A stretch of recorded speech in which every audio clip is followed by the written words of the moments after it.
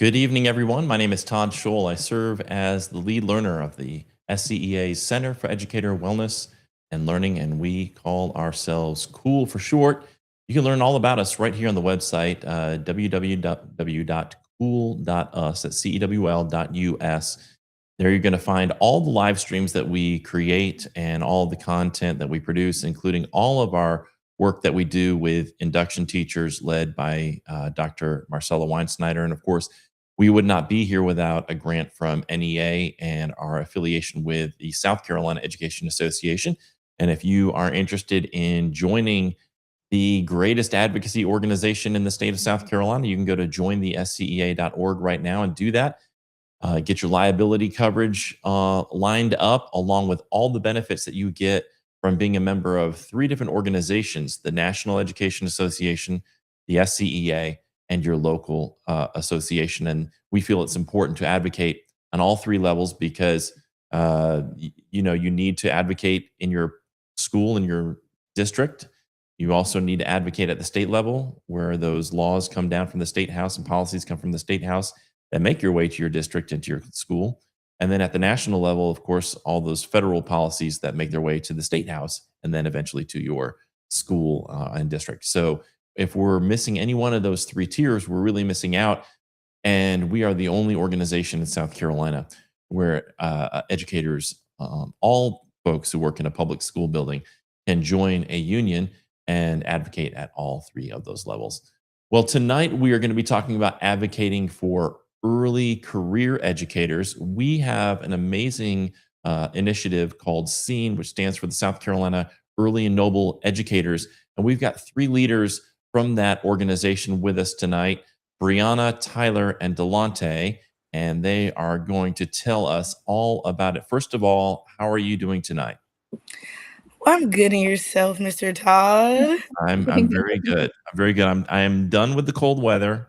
I'm ready for springtime.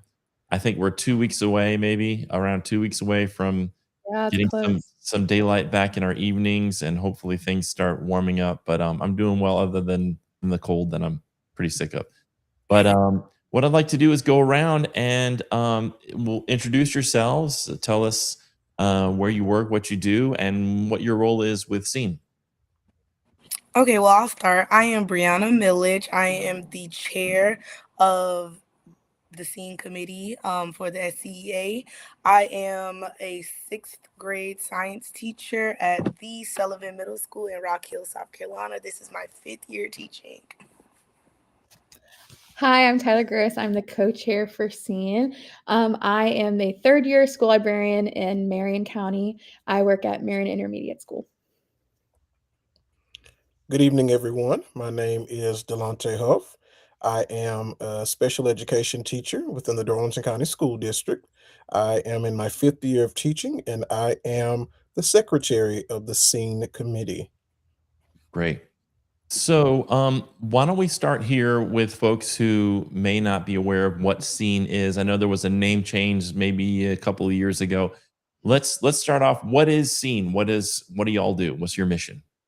So, SEEN is the South Carolina Early and Noble Educators. We are focused on helping, recruiting, impacting. So we have an acronym. It's RISE: Recruit, Impact, Support, and Educate our early career educators. That's from the ages 0 to 10, or not ages, the experience of 0 to 10 years in the classroom or out of the classroom. We service ESPs, we service support staff or classroom teachers, support staff, anybody that works with students. We support them in our organ or committee, I should say. We are doing a lot with figuring out how to advocate for ourselves as early career educators and teaching others how to do so, as well as having a community, building a community for our early career educators, building that community where we can say, hey, I'm having a rough day. How can you give me strategies or something to help us as, early career educators? Because data shows that most teachers leave the educational, I guess, organization program after in between the 5 to 8 year mark. So we're trying to foster those teachers in here to stay, be passionate about what they already signed up to do. So yes. Yeah, there is a vulnerability there. I think what happens is people come out of whatever pathway they took to get into the classroom, and they get there, and they're sometimes the reality of what they envision for the career isn't matching up with what they're Mhm. actually experiencing. And maybe there's even like opportunities to go in other careers or family situations that come up or just stressful situations that they're encountering and not always getting that mentorship or that support that they need. And this is why I think scene is so important and the work that we're doing at Cool with induction teachers, because there Mhm. is that vulnerability when you're a relatively new teacher, Mhm. and sometimes you don't know where to turn. Um, Tyler or Delante, did you have anything else you wanted to add about sort of the mission and the purpose of Scene? I think another part that we really focus on is making sure once you're out of those 0 to 10 years, like, still partnering with the SCA and going into other committees or helping newer educators. We're also trying to work closely with the college age students, so once they graduate, they have somewhere to turn to. That was I know for myself, I started with the SCA in college, so it was reassuring to know once I graduated, I already had someone to go to. It wasn't, this, like, in between of I have to wait to teach a few years to get support, like, I can get support within my first day of teaching. Right. Delante?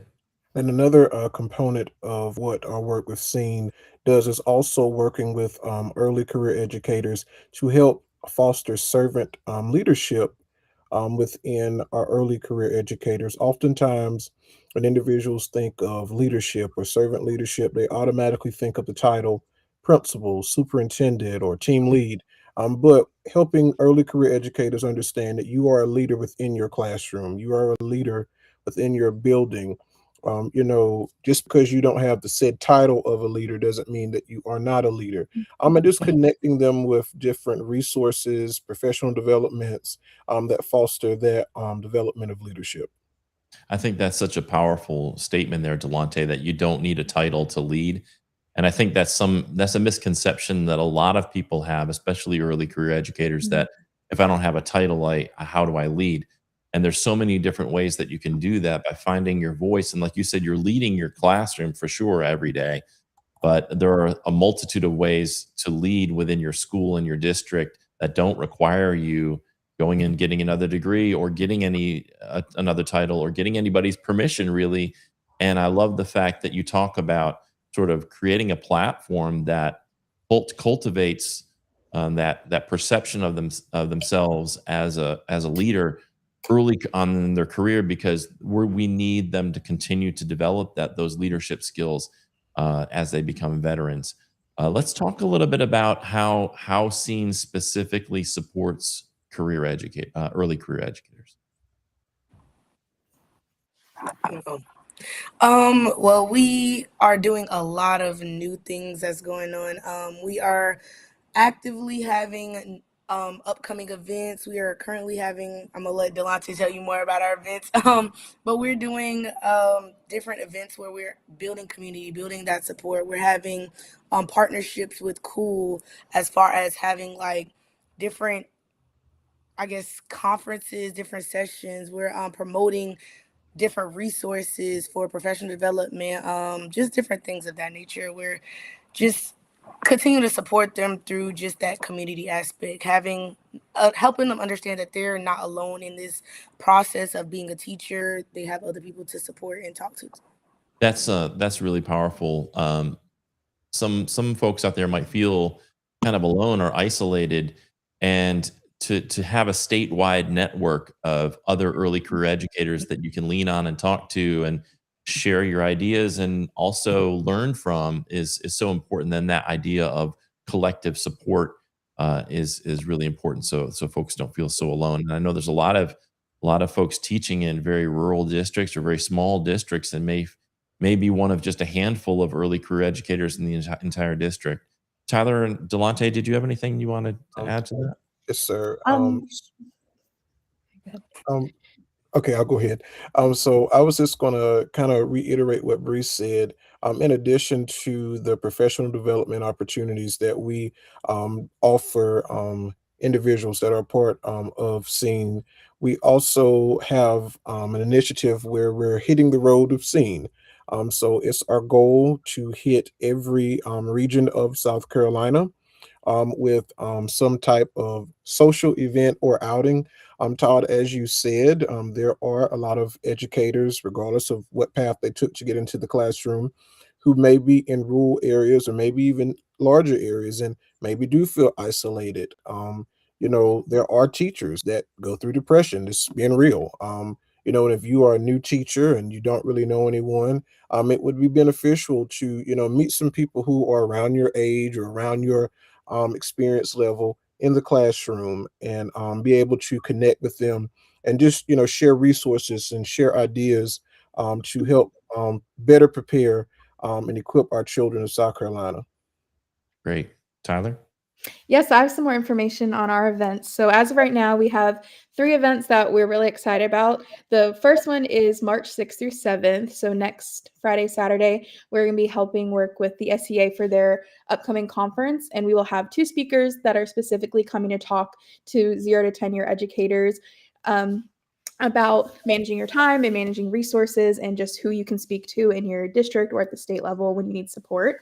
We also have our general body meeting March 11th at 6 p.m. And Tom, actually, you'll be speaking with us about mindfulness for educators. And we're excited to be able to share with educators how can you take a job that can be very stressful and demanding and still find pieces of the day to just have for you. And then our final event, which Dante touched on with our getting on the scene and going across the state, is our PD meetup event in Florence on March 21st from 3 o'clock to 5 o'clock at Seminar Brewing. And we'll have the committee members there and some other members from the SCA who can speak more about the resources we have in place and also just answer any questions that you have. And even though this is in the PD area, we're opening it to anyone in the state that wants to come travel and spend those 2 hours with us, bringing up any concerns you have, sharing good news that's going on in the classroom. And we'll have some more events coming up throughout the rest of the year that we're excited to share too. That's exciting. And I'm really looking forward to speaking with you in a couple of weeks. I always enjoy sharing on that topic. Are there any other events that you wanted to mention, or I know the March 6th or 7th, I'm going to put that flyer up there kind of in the middle of us awkwardly so folks can scan it if they want to. This is the Transforming Education from Equity to Excellence, the conference we're doing in Columbia. It's at our headquarters in West Columbia for anyone who's interested. I know they're doing work with ESPs, I think, on the 6th, and then this conference will be held also on the 7th. So folks can scan that code right there to register if they're interested in learning more. So hopefully people will take advantage of that. Now, do people have to be a member of the SCEA to go to these events? So specifically the conference that we're interacting with, you do not have to specifically be a member there. If you are a member, it is free for members for the conference, but if you're not, it is a $25 fee that just covers like food and resources and materials that you might need. So specifically that one, you do not have to be a member. For our PD event, you don't have to be a member neither. We're looking to help you understand why our membership was very, very important for us, as well as like understand how we can support you being a member and being, just a teacher friend. And then our general body meeting, you don't have to be a member neither. But if you are a member, we want to still connect with you. For our general body meeting, we just kind of give you more information about this, the SCA, what a scene is as far as a committee under the SCA, just little things like that. So it's open to all individuals who are just willing to connect and have community with the educational system. Go ahead, Tyler. I think you were. I was gonna say, and our hope is that if you're not a member, you come to our events and to our meetings, and that you find a reason to join the SCA. We've had a lot of people who came. We had a meetup last year in May in Rock Hill, and it was amazing for us because we had a lot of people who weren't even aware of what the SCA was, let alone that there was someone who was like more specifically in charge of helping those earlier career educators. And we had a few people join that day. So while it's not a requirement to be a member, we do hope that these meetings will bring more membership to the SCA and just make it more aware that there is a specific committee designed to support the newer educators. Excellent. So we didn't say we were going to discuss this, but you brought it up. I want to just ask you, each of you, Um, for an early career educator who maybe thinks, I don't know if I want to join an advocacy organization. I don't want to pay the dues, and I'd rather save that money and maybe get a Hulu subscription or something like that, uh, or just try to survive and pay bills with the price of things going up so much. Um, can you tell a little bit about how you've benefited from membership and why you would encourage even a person in their first year to consider joining the SCEA? Well, I can go ahead and start. The SEA has been instrumental to me in my career, essentially. It has provided me many opportunities for leadership, many opportunities for just professional development, many opportunities for networking. I actually joined the SCA as a college student, didn't really know much about it. My first year in teaching, one of my mentors was like, Brianna, you need to join, you need to join. I was like, I don't want to pay all that money. She was like, no, you need to join. So I trusted the process, joined, and I never left, honestly. I think that one of the biggest things that the SCA has taught me is advocacy. I don't have to be okay with what people are saying. I can advocate for me and my students in order to push forward what my vision is to make the positive difference based on my why for my students, not just for me.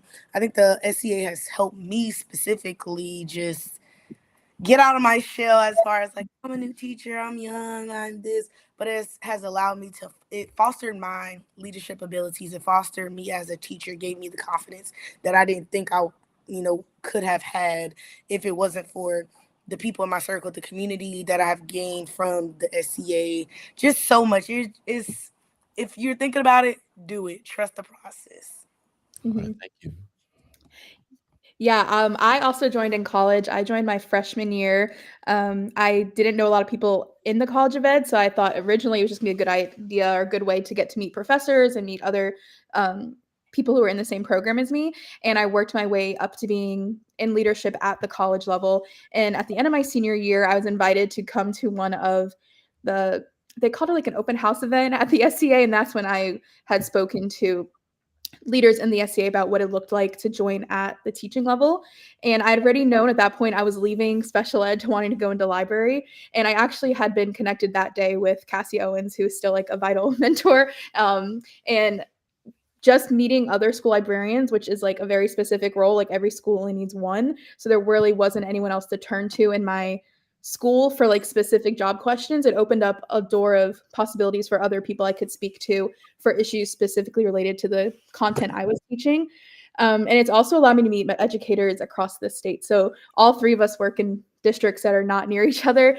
And it's been helpful to have people who are in the same range of teaching as me because there's not many new teachers in my district. Marion is much more rural and smaller than our neighboring district, so there's usually not a lot of people who come in to start their career in Marion. A lot of people come in retired or having some experience under their belt. So it was nice to be able to connect specifically with new teachers who were trying to figure it out, and many who are also in rural districts. So we just had a lot in common. And even this is my third year being in the SCA as an educator. And since then, I've opened up doors to leadership opportunities in my school. I've become a lot more confident in knowing that being a new teacher doesn't equate to having less leadership potential. Um, it's pushed me to really push for what my students deserve being in a smaller district and not just accepting you're in a smaller district, this is what your kids get, like pushing to get them the resources that they deserve and they might not have just because where we're located. And the SCA has just opened up even just leadership opportunities with the NEA to get my voice out there and know that I don't have to wait until I'm considered a veteran teacher to speak up. I can speak up within those first few years. Excellent. All right. So for me, I actually joined the SCEA my very first year of teaching. Um, how I really got connected with the SCEA. I have quite a few veteran teachers that are in my building, and I've always admired how they were able to advocate for the profession, advocate for the needs of students with such elegance and grace and poise. And that really attracted me to the organization. I began my career as a social studies teacher, so politics is one of those topics, subjects that I could talk about really all day. And just to know that there was an organization that will help you advocate for the profession and will help you advocate for the needs of your students, despite where they may be located in the state. As someone who I have met in the SCEA often says, what we allow is what will continue.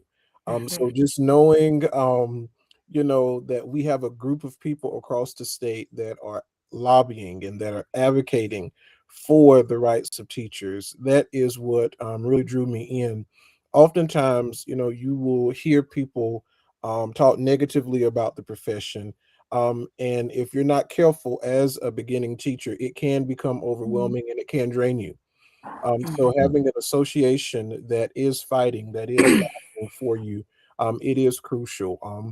Also being a part of the SCEA opened up the door for member benefits. Todd, you Mhm. talked about something very crucial, which is the teacher pay. It has improved over the last few years, and we are thankful for it. But as a beginning teacher, sometimes money can be tight. The member benefits really do help with things from car insurance, travel. So that was another part that really drew me in. So just knowing that, you have a sense of community, a group of people that are advocating for you, and those member benefits. That really is what drew me in, and I'm still here. Even working in a local that kind of had to be revived, and working with some great people there as well. So. Excellent. Wonderful. Y'all should be do commercials for NEA. Uh, and affiliates around the country. Um, One of the cool things, so I was really thrilled when Dr. Marcella Weinsnyder agreed to become part of Cool and build out her brainchild, which is the Cool Induction Institute. And she's done several amazing things with that. One of them is the Cool Coaching Program, and I'm going to put the link to that up there. So this is for induction teachers in South Carolina in a public school. They can log on every Tuesday and Thursday night between 6 and 8 and get free one-on-one coaching at this web address that's on the screen, cool.us/coaching. They can log on anytime and they don't have to be members. Of course, as you mentioned, I think it's wise to become a member, but even non-members can join that program and get that free one-to-one online, no matter where they are, access to a coach who's not going to be biased. I mean, they're just going to give them the real feedback that they need. So there's that, but there's also something called Dear Cool Coach, which for those who maybe they don't want to commit to jumping into a Zoom call with a veteran educator online, they can write to y'all and get some advice. Can you tell us a little bit about Dear Cool Coach?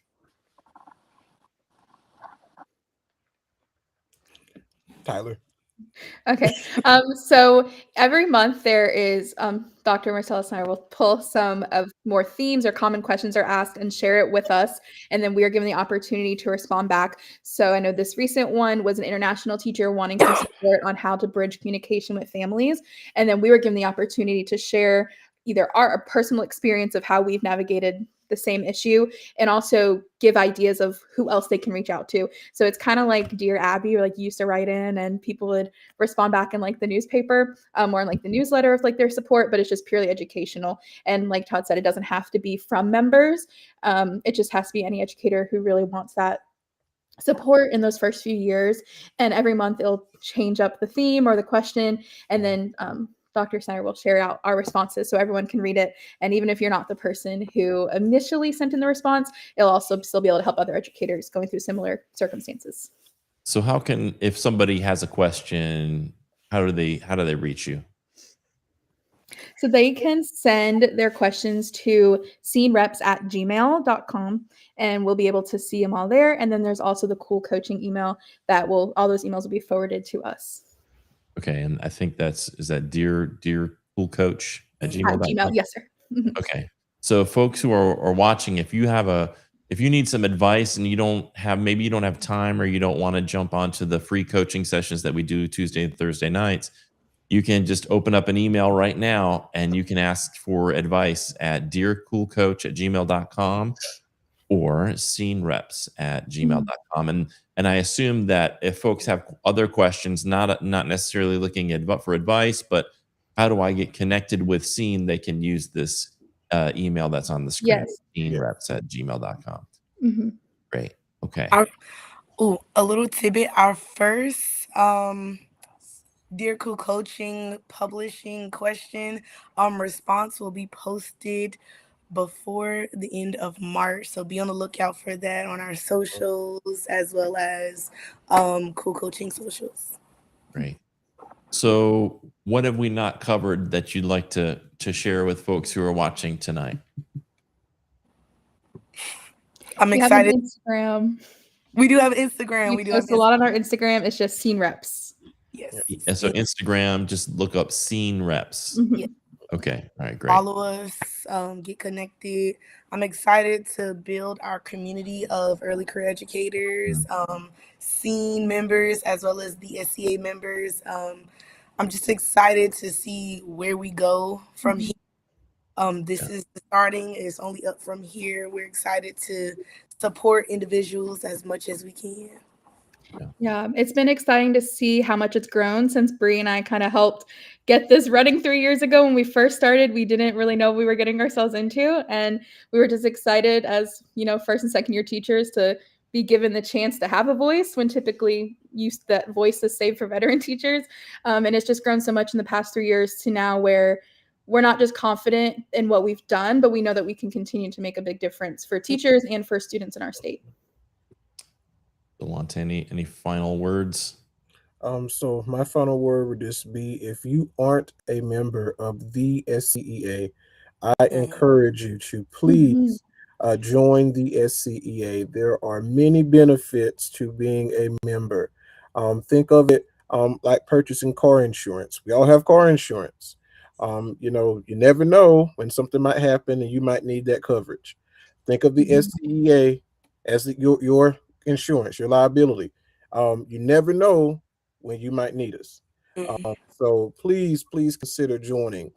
There are different activities, different things that are always going on with the SCEA. There's something for you to be a part of. So again, if you aren't a member, please consider joining the SCEA.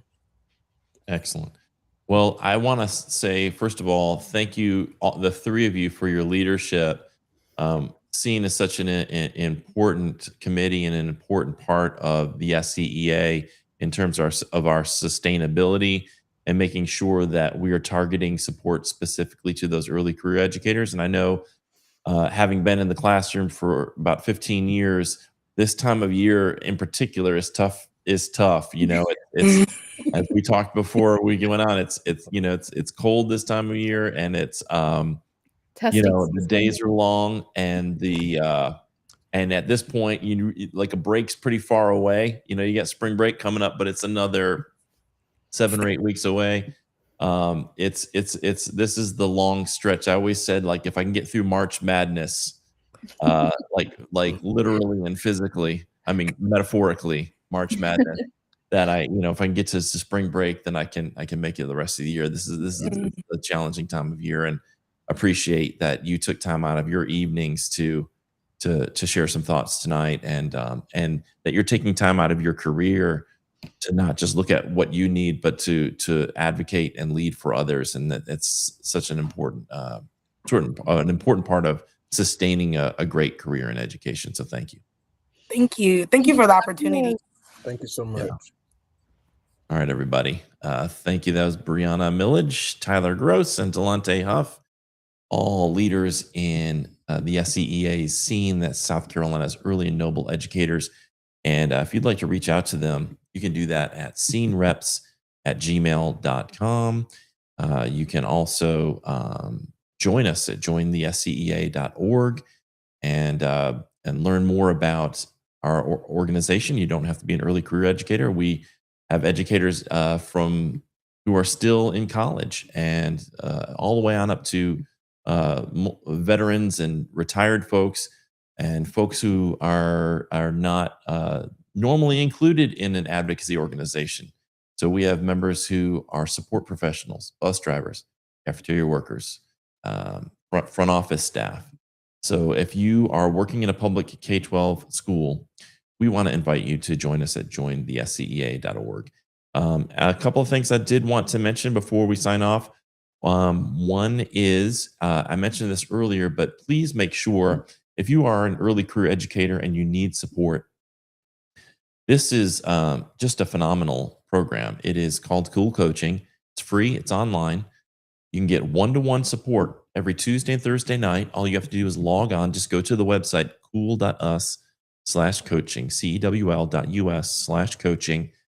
When you log on, and you can log on anytime between 6 and 8 p.m., you'll get put into a room with Angie, Stephanie, or Marcella. These are 3 veteran, amazing educators who have a lot of wisdom and experience to share with you and to help you with whatever your issue is. And they'll talk to you everything from classroom management questions to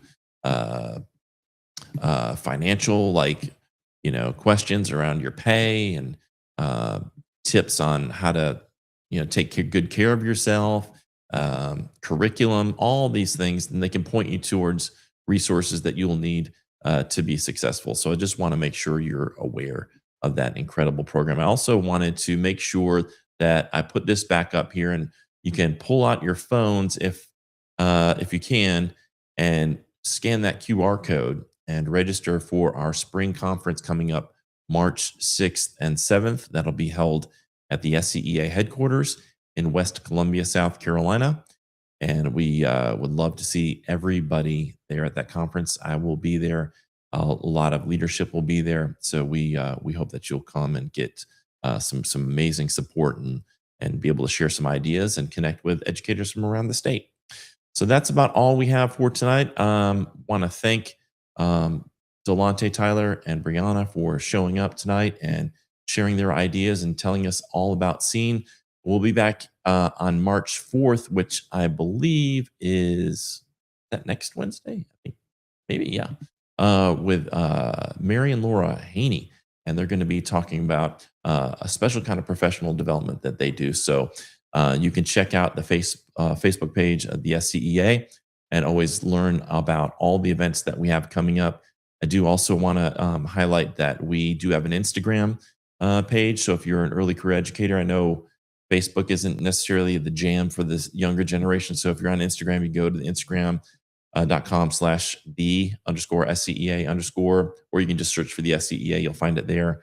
And then we're also on TikTok, TikTok.com/@the_SCEA.